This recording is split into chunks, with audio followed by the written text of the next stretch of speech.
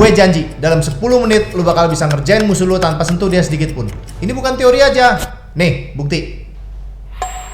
Strategi kuno, ribuan tahun dari kitab 36 strategi Cina klasik. Nih, gue bocorin. Gratis. Tapi cuman buatnya nonton sampai habis.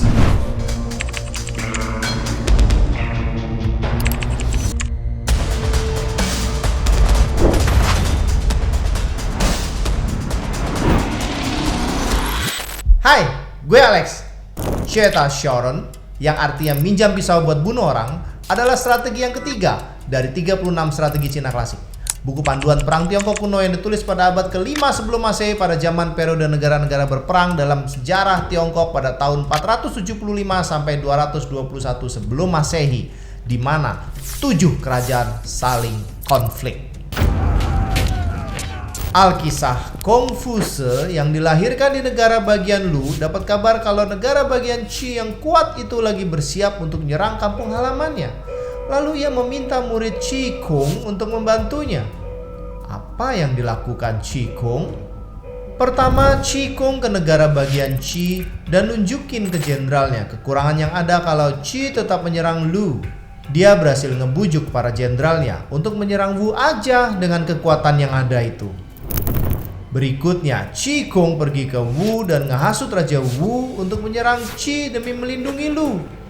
Ketika pecah perang antara Wu dan Qi, Qi Kung ke negara bagian Qin ngomong ke rajanya untuk bersiap mempertahankan dirinya dari serangan Wu.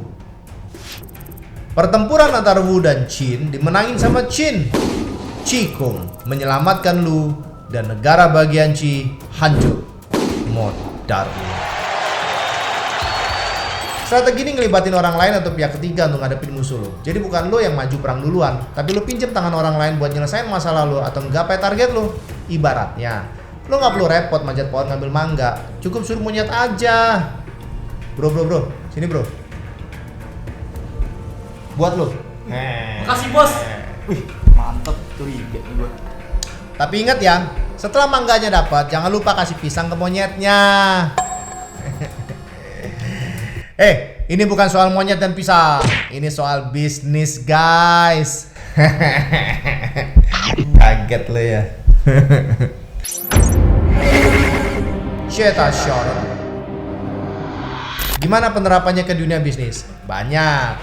1. Kolaborasi strategis dan akuisisi kecil.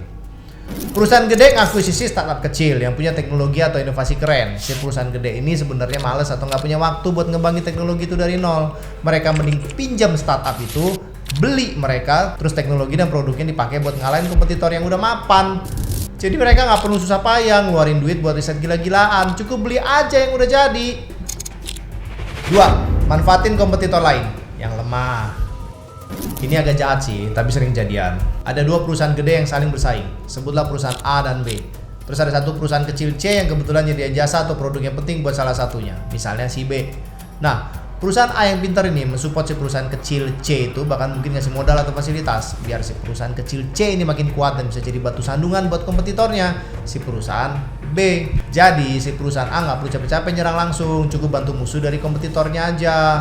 Ini kayak lu lagi main game, musuh lu lagi sibuk ngejar musuh lain. Nah itu kesempatan lu buat nyerang dia pas dia lagi lengah. 3. Kampanye black campaign. Tapi hati-hati. Nah ini agak sensitif dan perlu lu pahami. Ada juga yang pakai strategi Cheta Shoron buat black campaign. Jadi mereka nggak secara langsung nyerang kompetitornya, tapi mereka manfaatin pihak ketiga, misalnya influencer atau media, buat nyebarin isu negatif tentang kompetitor. 4. Pakai konsultan. Nah ini kerjaan gue nih.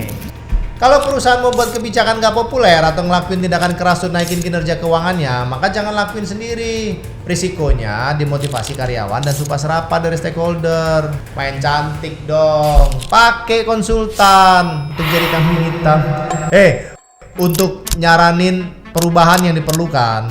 Sebagian solusi dari konsultan itu bisa juga titipan dari perusahaan. Kalau ada respon negatif dari karyawan, lempar aja ke konsultan. Direksi perusahaan pasang wajah manis. Tujuan tercapai tanpa konfrontasi.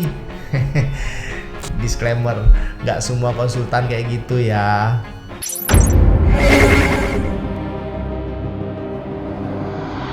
Keuntungan yang pertama adalah efisiensi. ngurangin resiko biaya dan sumber daya lainnya. Kedua, lebih cepat mencapai tujuan karena ada pihak lain yang ngerjain. Dan yang ketiga, menjaga citra kalau ada kekacauan yang terjadi. Yang disalahkan bukan lo tapi pihak ketiga. Muka kita tetap bersih guys. Terus apa resikonya? 1. Kontrol yang gak maksimal. Lo gak sepenuhnya punya kendali atas pihak ketiga. Bisa aja mereka punya agenda sendiri. 2. Dampak reputasi. Kalau ketahuan lu main belakang, reputasi lu bisa hancur. 3. Isi kolom komentar ya. Kalau jawaban lu bener, gue kasih souvenir dah.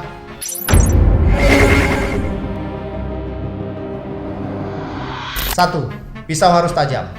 Cari pihak yang punya kuasa atau punya kemampuan. Bisa kompetitor lain, bos, media, pemerintah, influencer, pelanggan lu sendiri, atau konsultan yang mentalnya gede. Lu aja kompromi. 2. Kasih motivasi. Bikin si pisau merasa dirugikan sama target. Lu bilang aja, katanya follower lu cuman fiktif ya hasil beli. Emang iya? Wah parah. Tugas lu adalah menemukan motivasi si pisau. Kalau motivasinya tepat, lu akan melihat peperangan besar. Kalau konsultan, motivasinya apa ya? 3. Jadi kelinci polos. Kalau dicurigai, bilang, loh kok bisa ya? Gak habis pikir lo gue. Atau, wah parah nih konsultan gue. Akhir tahun nanti gue evaluasi lah dia. Padahal kontraknya memang setahun. Drama dikit lah.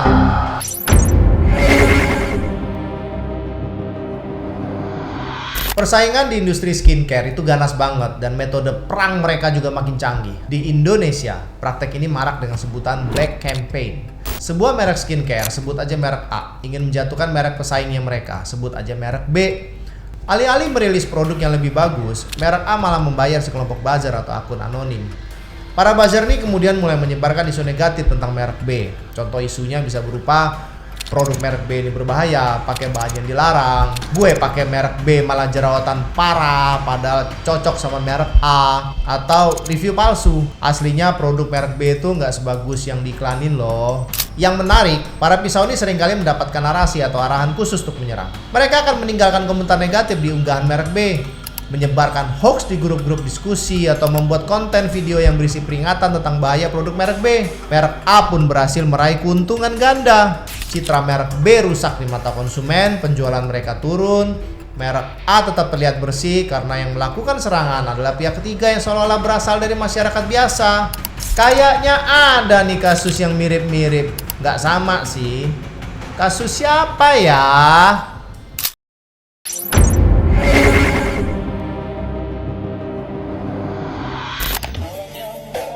Bayangin tetangga lo si jangkrik. Pagi, siang, sore puterin lagu dangdut koplo volume maksimal. Daripada lo rusakin speakernya, mending lo pakai jurus Ceta Shauron aja. Laporin ke pihak berwajib, dijamin langsung ngedatengin si jangkrik, periksa-periksa tuh identitasnya dia. Terus lo bisa tidur siang deh.